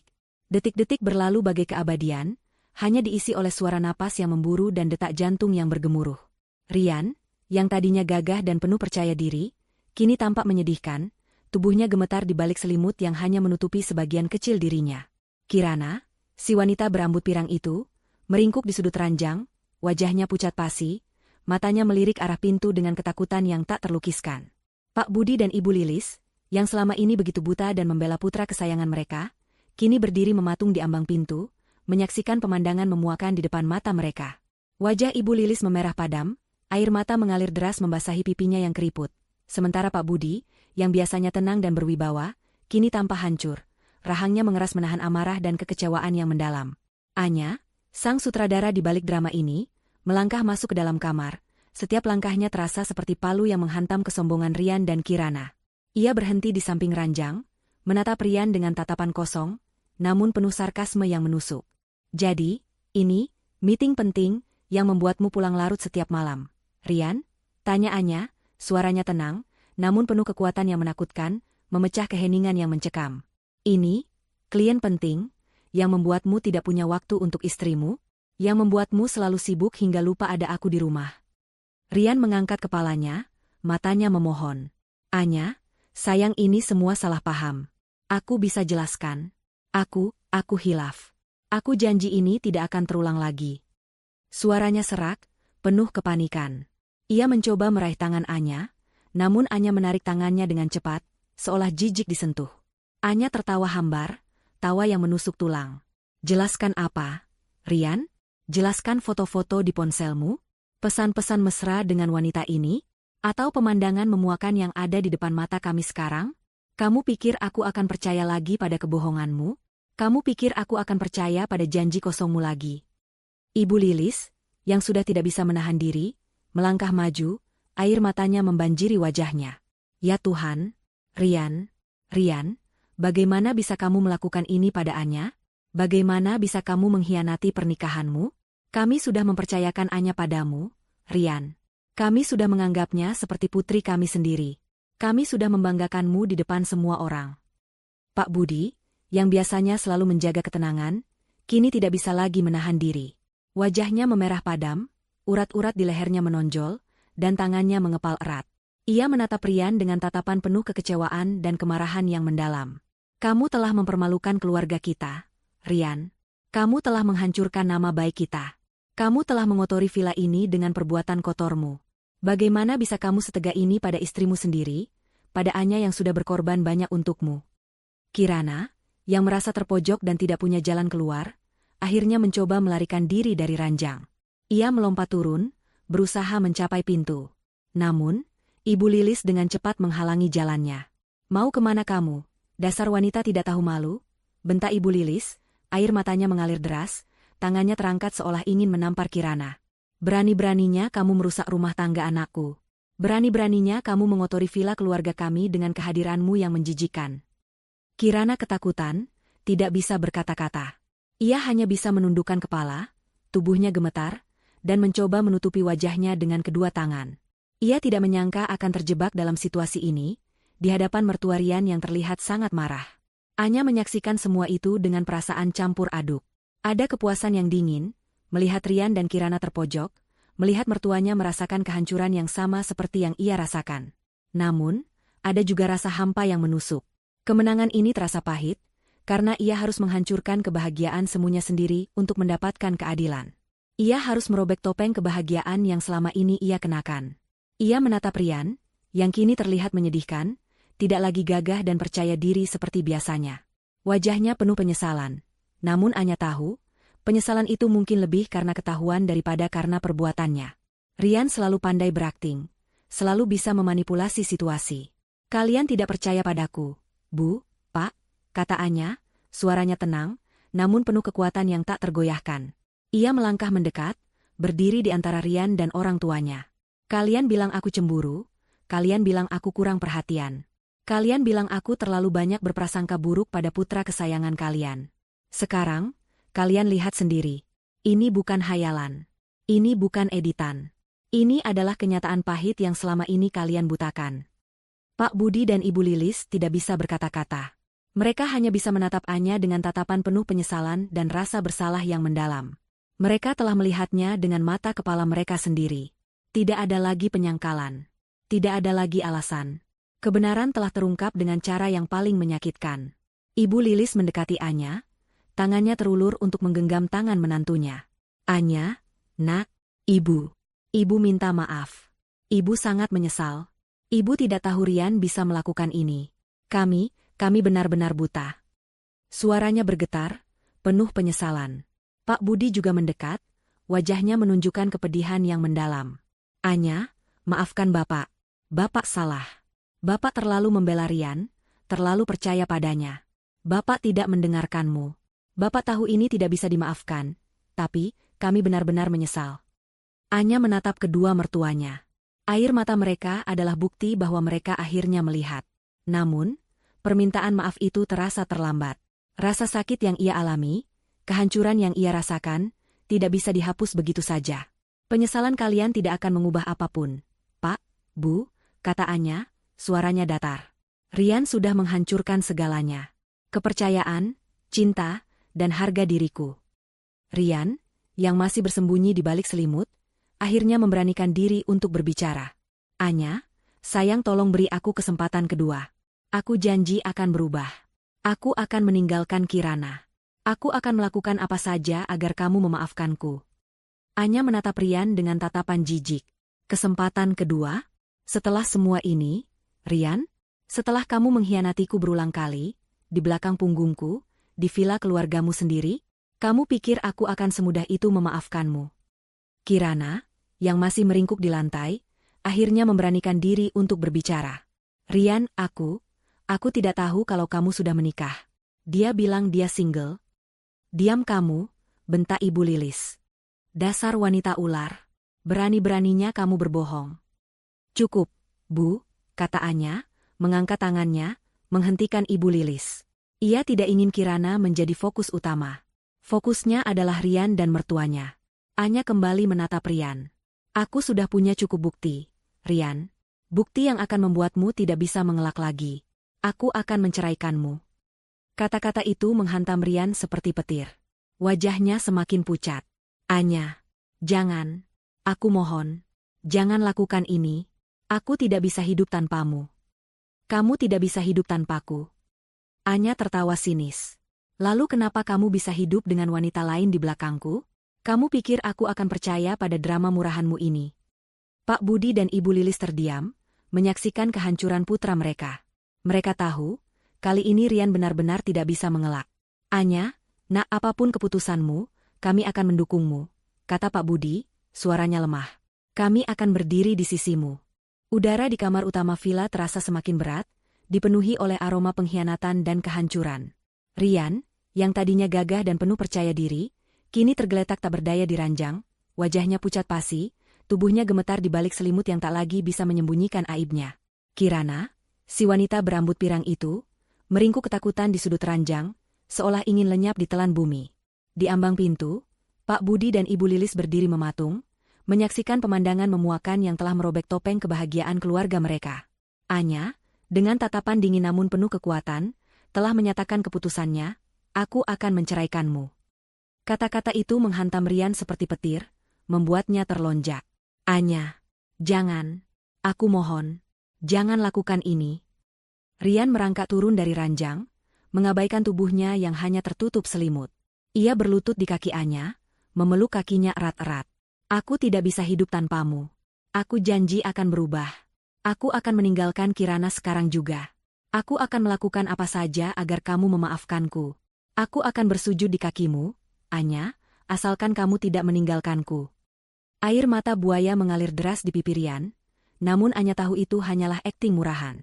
Ia menatap Rian dengan tatapan jijik. Kamu tidak bisa hidup tanpaku. Rian, lalu kenapa kamu bisa hidup dengan wanita lain di belakangku? Kamu pikir aku akan percaya pada drama murahanmu ini? Kamu pikir aku akan percaya pada janji kosongmu lagi setelah semua yang kamu lakukan? Anya menarik kakinya dengan kasar, membuat Rian terhuyung. Ibu Lilis, yang tadinya terisak, kini melangkah maju dengan amarah yang membara. Ia mendekati Rian, tangannya terangkat. Rian, berani-beraninya kamu mengucapkan janji kosong itu lagi?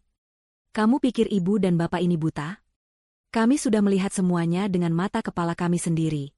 Kamu sudah menghancurkan hati Anya. Kamu sudah mempermalukan keluarga kita.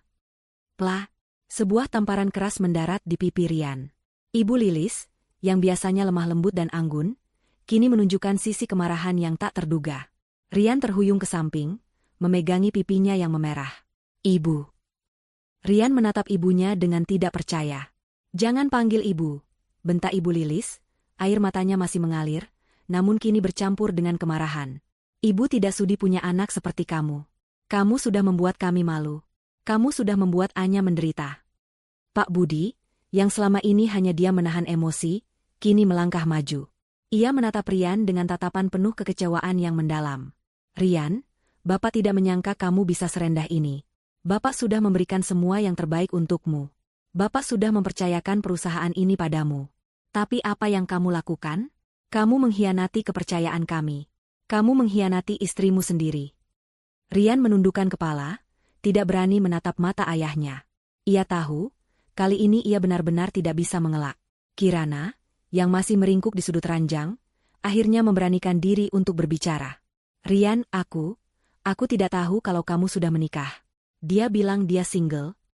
Diam kamu, bentak Ibu Lilis, mengalihkan amarahnya pada Kirana. Dasar wanita ular. Berani-beraninya kamu berbohong. Berani-beraninya kamu merusak rumah tangga anakku. Keluar dari sini sekarang juga. Jangan pernah tunjukkan wajahmu lagi di hadapan kami. Kirana ketakutan. Ia buru-buru meraih pakaiannya yang berserakan di lantai, mengenakannya dengan tergesa-gesa. Ia melirik Rian, mencari bantuan, namun Rian hanya menunduk, tidak berani menatapnya. Tanpa berkata apa-apa lagi, Kirana berlari keluar dari kamar, meninggalkan jejak kehancuran di belakangnya. Setelah Kirana pergi, fokus kembali tertuju pada Rian. Ia masih berlutut di lantai, memohon ampun pada Anya. Anya, sayang aku mohon, aku tahu aku salah. Aku sangat menyesal. Aku tidak tahu apa yang merasukiku. Aku janji akan berubah. Aku akan pergi terapi, aku akan melakukan apa saja agar kamu memaafkanku. Kita bisa memulai semuanya dari awal lagi. Rian terus merengek, suaranya penuh keputusasaan. Anya menatap Rian dengan tatapan dingin. Memulai dari awal? Kamu pikir semudah itu, Rian?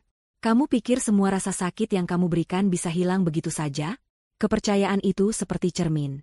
Sekali pecah, tidak akan pernah bisa kembali utuh, meskipun kamu mencoba merekatkannya. Pak Budi mendekati Rian, menarik kerah bajunya. Bangun, Rian. Bapak tidak pernah mengajarimu menjadi pengecut seperti ini. Hadapi konsekuensi dari perbuatanmu. Rian bangkit, menatap ayahnya dengan tatapan kosong. Anya, nak, ibu. Ibu benar-benar minta maaf. Ibu Lilis kembali mendekati Anya, tangannya terulur untuk menggenggam tangan menantunya. Ibu sangat menyesal. Ibu tidak tahu Rian bisa melakukan ini. Kami benar-benar buta. Kami terlalu percaya pada Rian, terlalu membela dia. Kami tidak mendengarkanmu. Maafkan kami, nak. Air mata Ibu Lilis kembali mengalir deras, kali ini air mata penyesalan yang tulus. Pak Budi juga mendekat, wajahnya menunjukkan kepedihan yang mendalam. Anya, maafkan Bapak. Bapak salah. Bapak terlalu membela Rian, terlalu percaya padanya. Bapak tidak mendengarkanmu. Bapak tahu ini tidak bisa dimaafkan, tapi kami benar-benar menyesal. Kami tahu kami telah menyakitimu. Anya menatap kedua mertuanya. Air mata mereka adalah bukti bahwa mereka akhirnya melihat kebenaran. Mereka akhirnya mengakui kesalahan mereka. Dukungan itu, meskipun terlambat, terasa seperti embun di padang gurun yang kering. Ia tahu, ia telah berhasil membuka mata mereka. Ia telah berhasil membuat mereka mengakui kesalahan mereka. Ini adalah awal dari keadilan yang ia cari. Penyesalan kalian tidak akan mengubah apapun. Pak, Bu, kata Anya, suaranya datar, namun ada sedikit kelegaan di dalamnya. Rian sudah menghancurkan segalanya. Kepercayaan, cinta, dan harga diriku. Tapi, terima kasih karena akhirnya kalian percaya padaku. Terima kasih karena akhirnya kalian melihat kebenaran. Pak Budi mengangguk, matanya berkaca-kaca. Kami akan mendukungmu sepenuhnya, Anya. Apapun keputusanmu, kami akan berdiri di sisimu. Kami akan memastikan Rian mendapatkan pelajaran yang setimpal atas perbuatannya ini. Dia tidak akan bisa lari dari konsekuensinya. Ibu Lilis mengangguk setuju, air mata masih mengalir di pipinya. Ibu tidak akan pernah memaafkan Rian atas perbuatannya ini. Kamu adalah putri kami, Anya. Kami tidak akan membiarkanmu menderita sendirian. Kami akan membantumu melewati semua ini. Anya menatap mereka. Dukungan itu, meskipun terlambat, terasa seperti embun di padang gurun. Ia tahu, ia telah berhasil membuka mata mereka. Ia telah berhasil membuat mereka mengakui kesalahan mereka. Ini adalah awal dari keadilan yang ia cari. Terima kasih, Pak, Bu, kata Anya, suaranya sedikit melembut. Anya hanya ingin keadilan. Ia melangkah keluar dari kamar utama, meninggalkan Rian yang masih terpuruk dalam kehancuran dan penyesalannya. Pak Budi dan Ibu Lilis mengikutinya, wajah mereka menunjukkan penyesalan yang mendalam. Mereka telah melihatnya dengan mata kepala mereka sendiri. Tidak ada lagi penyangkalan. Tidak ada lagi alasan. Kebenaran telah terungkap dengan cara yang paling menyakitkan. Tirai telah dibuka. Dan drama telah mencapai puncaknya, dengan Anya sebagai sutradara utamanya, yang berhasil membalas dendamnya dengan cara yang paling menyakitkan bagi mereka semua. Di luar kamar, di ruang keluarga villa, Anya duduk di sofa, mencoba menenangkan diri. Pak Budi dan Ibu Lilis duduk di sampingnya, memegang tangannya, memberikan dukungan tanpa kata. Rian, yang masih di dalam kamar, terdengar meraung, frustrasi dan marah pada dirinya sendiri. Keheningan yang mencekik masih menyelimuti ruang keluarga villa, namun kini diwarnai oleh isak tangis Rian yang putus asa dari kamar utama dan deru napas berat Pak Budi serta Ibu Lilis. Anya duduk tegak di sofa beludru, pandangannya lurus ke depan, namun hatinya bergemuruh. Kepuasan dingin menjalar di setiap nadinya, menyaksikan kehancuran yang telah ia ciptakan. Namun, di balik kepuasan itu, terselip kelegaan yang mendalam. Beban berat yang selama ini ia pikul, beban kecurigaan, pengkhianatan, dan ketidakpercayaan, kini terangkat. Pak Budi dan Ibu Lilis duduk di sampingnya, tangan mereka menggenggam tangan Anya erat-erat. Genggaman itu, yang dulu terasa seperti belenggu karena mereka membela Rian, kini terasa seperti jangkar, memberikan kekuatan dan dukungan yang tulus. Air mata penyesalan masih membasahi pipi Ibu Lilis, sementara wajah Pak Budi yang biasanya kokoh kini tampak keriput karena kesedihan yang mendalam. Anya, nak, Ibu. Ibu tidak tahu harus berkata apa lagi. Ibu Lilis memulai, suaranya serak, penuh penyesalan. Kami benar-benar minta maaf.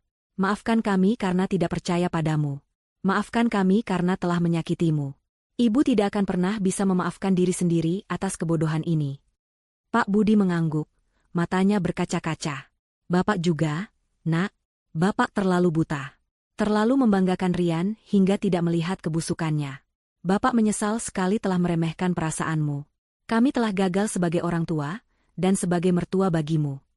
Anya menatap mereka. Air mata mereka, pengakuan mereka, adalah kemenangan terbesar baginya. Ini bukan hanya tentang Rian, tapi juga tentang dirinya sendiri, tentang harga dirinya yang telah diinjak-injak. Ia telah membuktikan bahwa ia tidak gila, bahwa ia tidak salah. Penyesalan kalian tidak akan mengubah apapun yang sudah terjadi. Pak, Bu, kata Anya, suaranya datar, namun ada sedikit kelegaan di dalamnya. Rian sudah menghancurkan segalanya. Kepercayaan, cinta, dan harga diriku. Tapi, terima kasih karena akhirnya kalian percaya padaku. Terima kasih karena akhirnya kalian melihat kebenaran. Setidaknya, itu sedikit melegakan. Kami akan mengurus semuanya, Anya, kata Pak Budi, suaranya tegas, seolah mendapatkan kembali wibawanya yang sempat hilang. Rian akan mendapatkan apa yang pantas dia dapatkan. Kami tidak akan membiarkan dia lolos begitu saja. Dia akan merasakan konsekuensi dari perbuatannya ini. Kami akan pastikan dia tidak bisa lari dari tanggung jawabnya. Ibu Lilis mengangguk setuju, menyeka air matanya. Kamu tidak perlu khawatir tentang apapun, nak.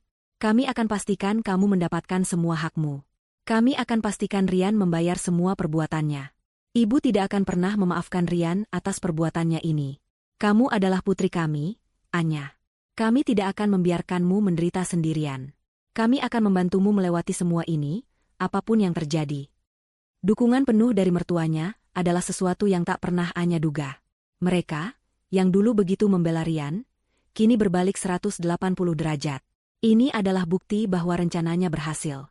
Mereka telah melihat kebenaran dengan mata kepala sendiri, dan itu menghancurkan kebanggaan mereka terhadap putra semata wayang mereka.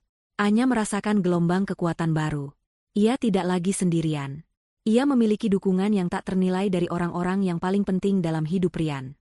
Ini adalah modalnya untuk memulai awal yang baru, sebuah lembaran bersih tanpa bayang-bayang pengkhianatan. Anya memutuskan untuk meninggalkan Rian. Kata Anya, suaranya mantap, tanpa keraguan sedikitpun. Aku akan menceraikannya. Aku tidak bisa lagi hidup dalam kebohongan ini. Pak Budi dan Ibu Lilis tidak terkejut. Mereka sudah menduga keputusan itu. Kami akan mendukungmu sepenuhnya, nak, kata Pak Budi, menggenggam tangan Anya lebih erat. Kami akan siapkan pengacara terbaik untukmu. Kamu berhak mendapatkan semua yang pantas kamu dapatkan. Kami tidak akan membiarkan Rian mengambil apapun darimu. Ibu juga akan pastikan Rian tidak bisa mengelak dari tanggung jawabnya. Tambah Ibu Lilis, matanya menyala dengan tekad. Dia tidak akan bisa lolos begitu saja. Dia akan merasakan hukumannya. Malam itu, villa yang biasanya ramai dengan tawa dan obrolan, kini diselimuti kesunyian yang berat. Rian tetap mengurung diri di kamar utama, sesekali terdengar raungan frustrasi dan amarah yang memilukan. Anya, dengan dukungan mertuanya, menghabiskan malam itu di kamar tamu, merencanakan langkah selanjutnya. Ia merasa seperti seorang jenderal yang baru saja memenangkan pertempuran penting, namun pertempuran sesungguhnya baru saja dimulai. Keesokan paginya, suasana di villa masih tegang. Rian akhirnya keluar dari kamar utama, wajahnya sembab, matanya merah dan bengkak. Ia mencoba mendekati Anya, namun Pak Budi dan Ibu Lilis langsung menghalanginya, membentuk benteng pelindung di depan Anya. "Jangan mendekat, Rian," bentak Pak Budi, suaranya penuh amarah. "Kamu sudah tidak punya hak untuk menyentuh Anya. Kamu sudah mengkhianatinya." "Tapi, Bapak, Ibu, aku mohon." Rian mencoba membela diri, suaranya bergetar. "Aku mencintai Anya. Aku tidak bisa hidup tanpanya. Tidak ada tapi-tapian." Ibu Lilis memotongnya, tangannya terangkat menunjuk ke arah Rian. "Kamu sudah menghancurkan segalanya. Sekarang, hadapi konsekuensinya. Kami tidak akan pernah memaafkanmu." Anya menatap Rian dengan tatapan dingin. Ia tidak lagi merasakan cinta, hanya rasa jijik dan kehampaan. Ia tahu, babak ini adalah akhir dari pernikahannya, namun ini juga adalah awal dari kebebasannya. Beberapa hari kemudian, Anya kembali ke Jakarta bersama Pak Budi dan Ibu Lilis. Rian ditinggalkan sendirian di villa, merenungi perbuatannya, terkurung dalam penyesalan dan kehancuran yang ia ciptakan sendiri. Setibanya di rumah mertuanya, mereka langsung menghubungi pengacara keluarga, Bapak Surya, salah satu yang terbaik di Jakarta. Bapak Surya, pria parubaya yang tenang dan berpengalaman, mendengarkan cerita Anya dengan seksama, sesekali mengangguk, dan mencatat setiap detail. Ketika Anya menunjukkan semua bukti yang ia kumpulkan, foto-foto, pesan singkat, struk belanja, dan bahkan rekaman suara Rian dan Kirana di villa yang ia rekam secara diam-diam, Bapak Surya tersenyum tipis. "Bukti-bukti ini sangat kuat, Bu Anya," kata Bapak Surya, menumpuk berkas-berkas di mejanya. "Kita punya kasus yang sangat solid. Rian tidak akan bisa mengelak. Kita akan memastikan dia tidak bisa lolos begitu saja." Pak Budi dan Ibu Lilis memberikan dukungan penuh. "Lakukan apapun yang diperlukan, Pak Surya," kata Pak Budi. "Kami ingin Rian mendapatkan pelajaran yang setimpal. Dan Anya harus mendapatkan semua haknya, seadil-adilnya." Proses perceraian dimulai. Rian, yang awalnya mencoba melawan dan menyangkal, bahkan menyewa pengacara lain, akhirnya menyerah ketika dihadapkan pada tumpukan bukti yang tak terbantahkan di persidangan. Ia mencoba memohon ampun lagi pada Anya, bahkan datang ke rumah mertuanya, berlutut di depan mereka, menangis dan merengek. "Anya, sayang, aku mohon, aku tidak bisa hidup tanpamu." Rian merengek, air mata membanjiri wajahnya. "Aku akan berubah. Aku akan menjual semua asetku, aku akan memberikan semuanya padamu, asalkan kamu tidak menceraikanku. Aku akan jadi suami yang lebih baik." Anya menatapnya tanpa ekspresi. "Terlambat, Rian. Semua sudah berakhir. Kamu sudah menghancurkan kepercayaanku. Tidak ada lagi yang bisa diperbaiki." Pak Budi dan Ibu Lilis berdiri di samping Anya, menjadi benteng pelindung. "Pergi, Rian," bentak Pak Budi. Waktu adalah penyembuh luka, dan bagi Anya, setiap detik yang berlalu setelah perceraiannya dengan Rian adalah langkah menuju pemulihan dan kebahagiaan sejati. Bulan-bulan berganti, membawa serta perubahan yang signifikan dalam hidupnya. Villa mewah di Sentul, yang dulu menjadi saksi bisu pengkhianatan dan kehancuran, kini terasa berbeda. Bayangan Rian dan Kirana perlahan memudar, digantikan oleh aura kedamaian dan harapan baru.